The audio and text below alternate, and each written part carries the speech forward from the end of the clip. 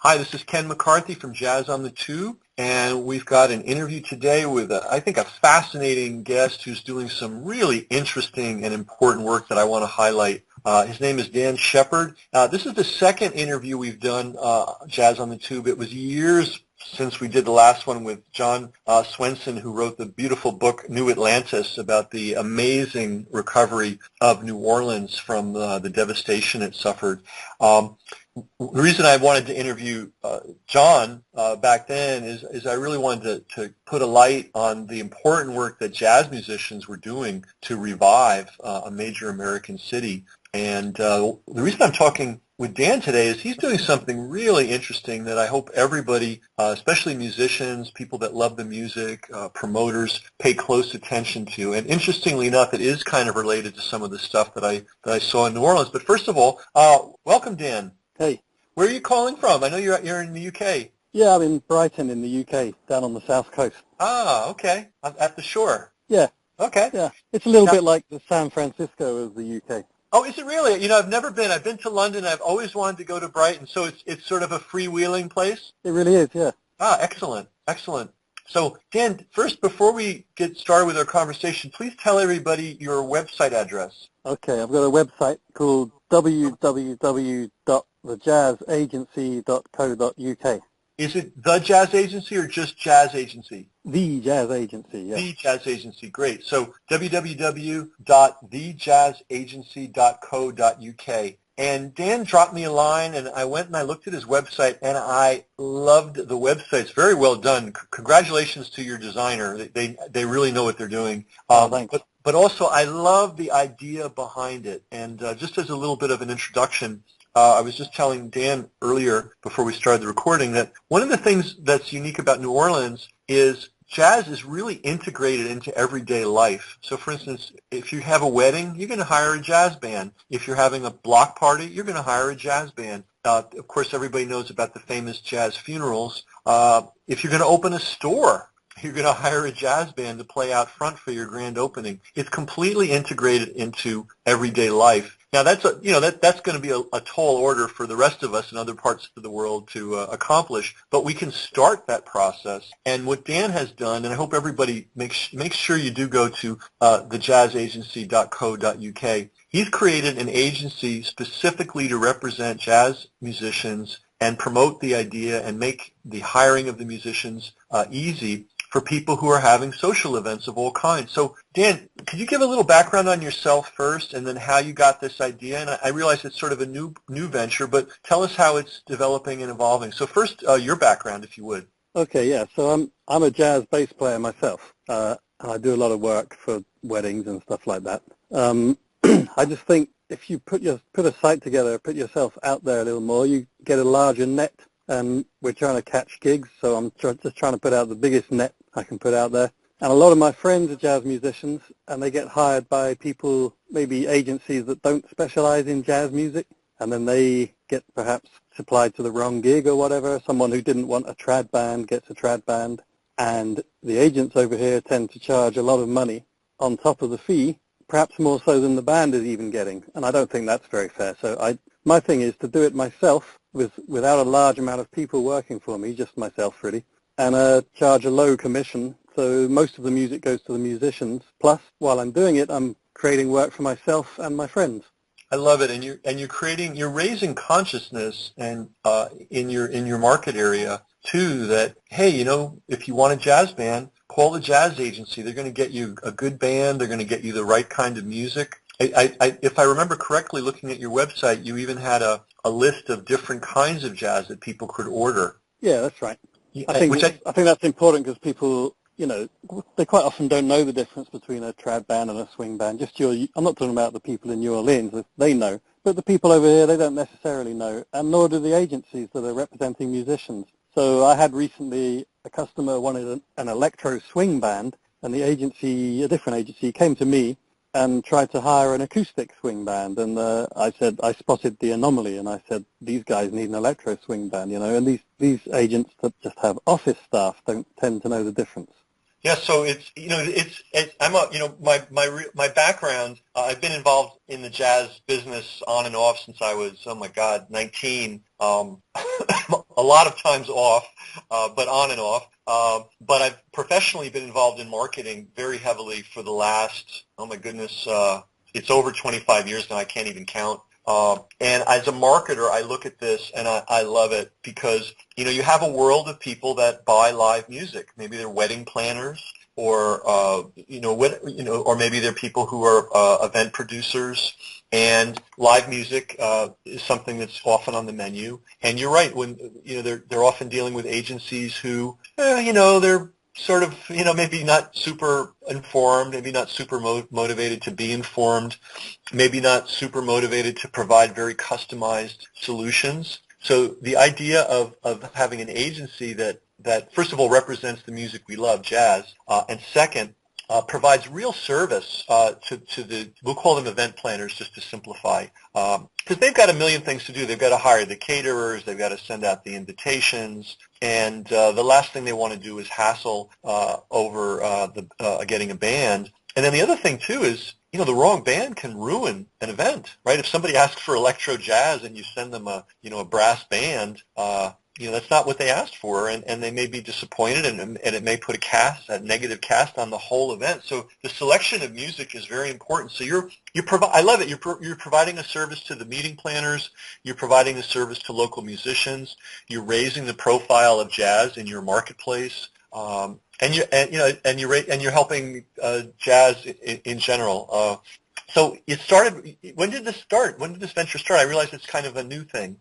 Well, yeah, I've tried it before, but just with a kind of less effort. I've just put up a basic website and then not bothered really with marketing it, and just let a couple of gigs come in now and then. And that was an old venture of mine called Event Music, and it just kind of slowly withered on the vine. And I decided to push for a whole new product, much more modern. Spend some money on it, spend a lot of time on it, make sure it's integrated with all the social media things, and then just do my best to get people to notice it, hence me being here with you today.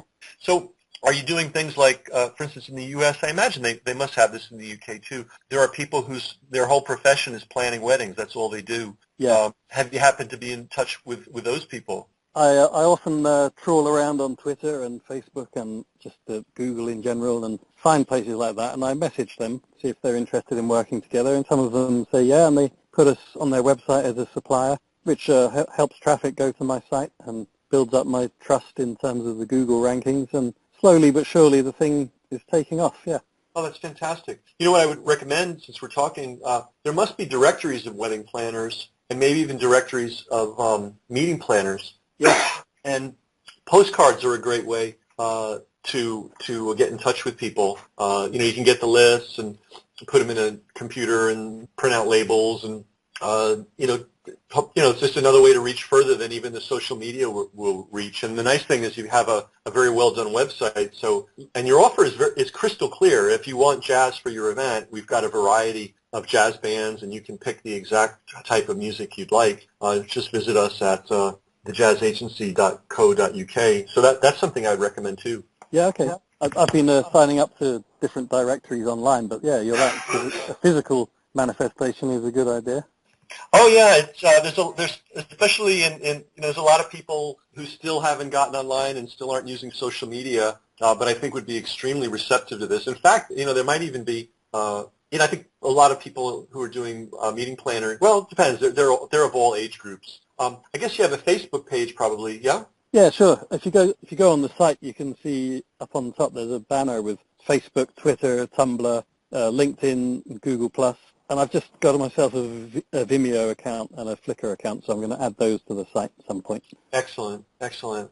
So I want to encourage everybody, wherever you are, if it's Toledo, Ohio, if it's Singapore, if it's Buenos Aires, Argentina, there are definitely, as you know, there are definitely lots and lots of events going on where live music is called for. And why not package yourself and your friends into a specialized agency that specializes in really helping the meeting planner get the exact right kind of jazz they want. Because I think the average person kind of has respect for jazz and knows that it's a good kind of music, but they may not be, they may not be jazz fans, especially if they're a meeting planner. They may not be jazz fans, so they might not have that that detailed knowledge of what's what. So this is a way that your agency can be so helpful. That's right, yeah.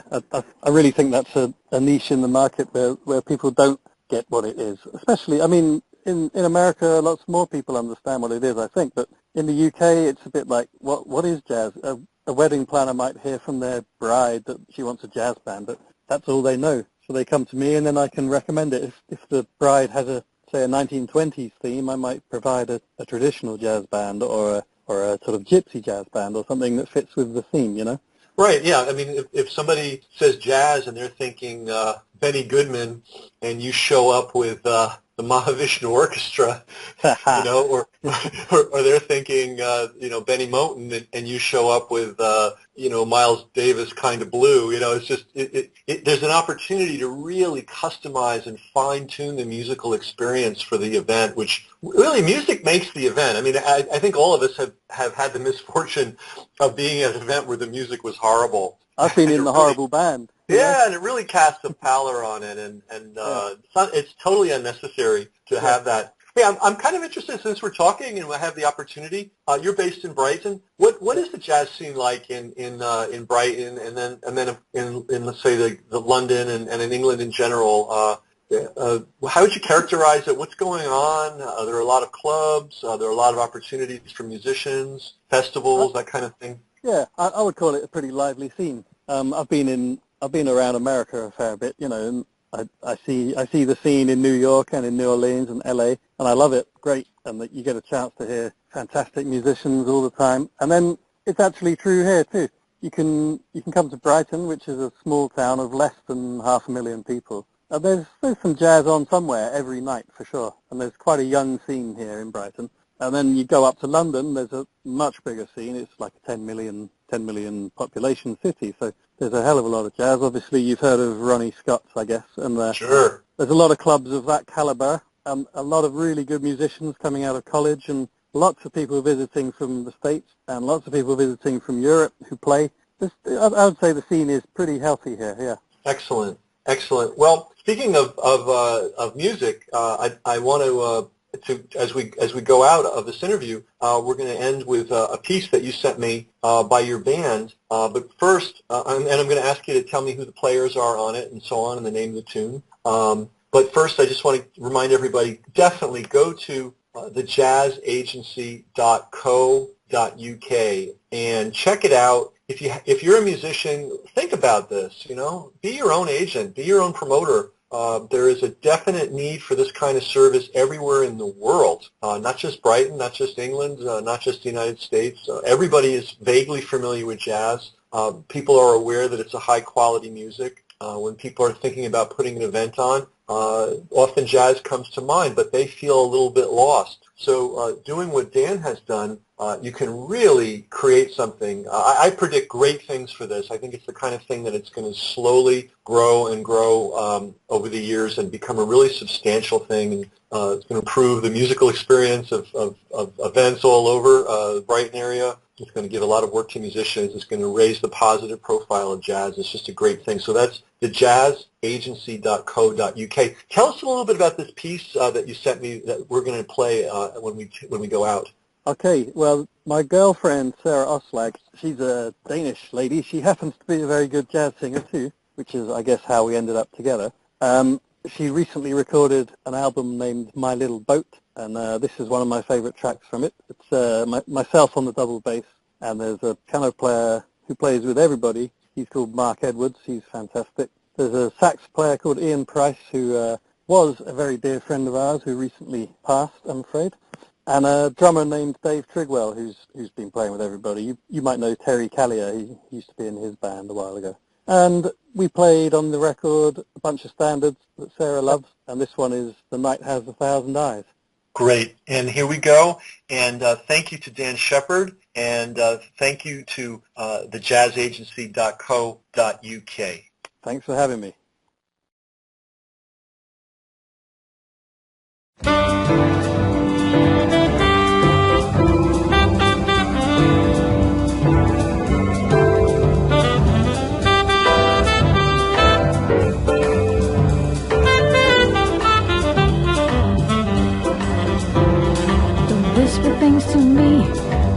don't mean.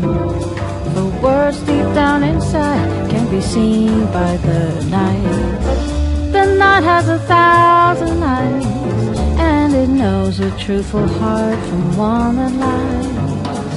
Though romance may have called in the past, my love for you will be everlasting and bright. As bright as the stars that shine, and this wondrous night that has 1,000 eyes. I've lived my life walking through a dream. I knew that I would find this moment supreme, a night of bliss and tender sighs, and this smiling down of 1,000 eyes, smiling down of 1,000 eyes.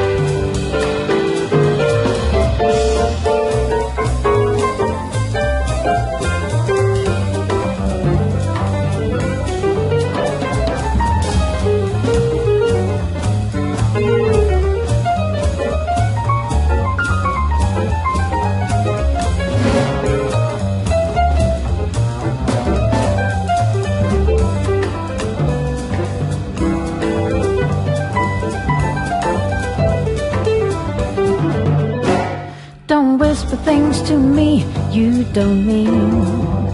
For words deep down inside can't be seen by the night. The night has 1,000 eyes, and it knows a truthful heart from one that lies. Though romance may have caught in the past, my love for you will be everlasting and bright as the stars that shine, and this wondrous night that has 1,000 eyes. I lived my life walking through a dream. I knew that I would find this moment supreme, a night of bliss and tender sighs, and the smiling down of 1,000 eyes, smiling down of 1,000 eyes.